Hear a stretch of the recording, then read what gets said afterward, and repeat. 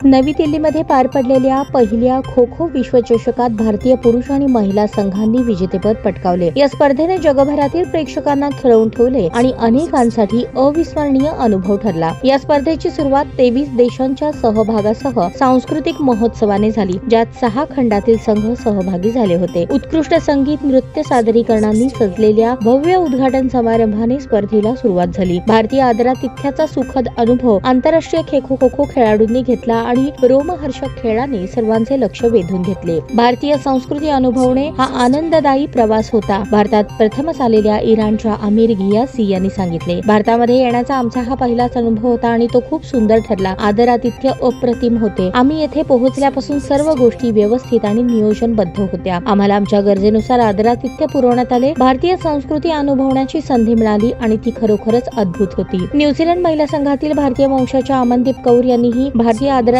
कौतुक करत सांगितले, स्पर्धा खूप आव्हानात्मक होती, जे आम्हाला अपेक्षित नव्हते। आम्ही स्पर्धेत खेळण्याचा खूप आनंद घेतला। पुढील स्पर्धेसाठी अधिक मेहनत घेण्यासाठी आम्हाला आत्मविश्वास या स्पर्धेतून मिळाला आहे। स्पर्धेच्या व्यवस्थापनाची जबाबदारी खो खो फेडरेशन ऑफ इंडियाचे अध्यक्ष सुधांशी मित्तल, सरचिटणीस MS त्यागी आणि आंतरराष्ट्रीय खो खो महासंघाचे सरचिटणीस रोहित हल्दानिया यांनी घेतली होती। प्रत्येक संघाच्या गरजानुसार सुविधा उपलब्ध करून दिल्या गेल्या। अमनदीप कौर पुढे म्हणाल्या, भारतीयांनी जे वातावरण तयार केले ते खेळाडूंना अतिशय आवडले। सर्व देश एकत्र येऊन खेळाचा आनंद घेताना पाहणे अद्भुत होते। कोणत्याही समस्यांवर त्वरित उपाय केले जात होते। डॉक्टर्स, फिजिओ, अन्न आणि पेय याची उत्कृष्ट व्यवस्था होती। भारत हा या स्पर्धेसाठी सर्वोत्कृष्ट यजमान ठरला। आंतरराष्ट्रीय खेळाडूंना भारतीय संस्कृती जवळून अनुभवण्याची संधी मिळाली आणि त्यांनी आग्र्यातील ताजमहाल पाहिला, भारतीय स्ट्रीट फूडचा आस्वाद घेतला। पेरू पुरुष संघाचे प्रशिक्षक सिल्वाना पॅट्रिशिया म्हणाले, इथले आदरातिथ्य, अन्न, संगीत, नृत्य प्रदर्शन अप्रतिम होते। प्रत्येक ठिकाणी पाहण्यासारखे इतके काही आहे की तुम्हाला सगळीकडे एकाच वेळी पोहोचायचे आहे असे वाटते। ब्राझील पुरुष संघाचे प्रशिक्षक लौरा डोयरिंग म्हणाले, भारतीय संस्कृती आमच्या संस्कृतीपेक्षा खूप वेगळी आहे। प्रत्येक गोष्टीकडे पाहताना आम्ही खूपच प्रभावित झालो होतो। येथले आल्याचा आनंद आहे। इथली माणसं खूप चांगली आहेत आणि आदरातिथ्य ही सर्वोत्कृष्ट गोष्ट आहे। खेळातून सांस्कृतिक बंध वाढवणारी ही स्पर्धा आहे। या स्पर्धेने आंतरराष्ट्रीय खेळाडूंना एकत्र आणले। या पहिल्या विश्वचषकाने केवळ खेळासाठीच नव्हे तर संस्कृतीच्या देवाणघेवाणीसाठीही एक अनोखे व्यासपीठ उभे केले।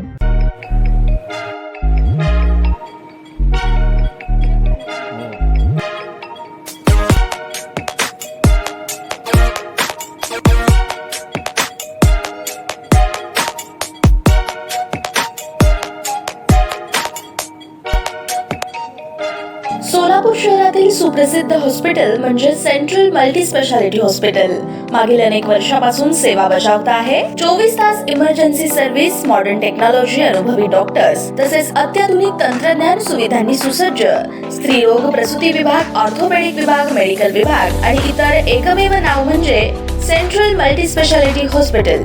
पत्ता गणेशपेठ शॉपिंग सेंटर, मंगळवार बाजार, सोलापूर। ताज्या बातम्या पाहण्यासाठी प्राईम महाराष्ट्र न्यूज चॅनलला सबस्क्राईब करा।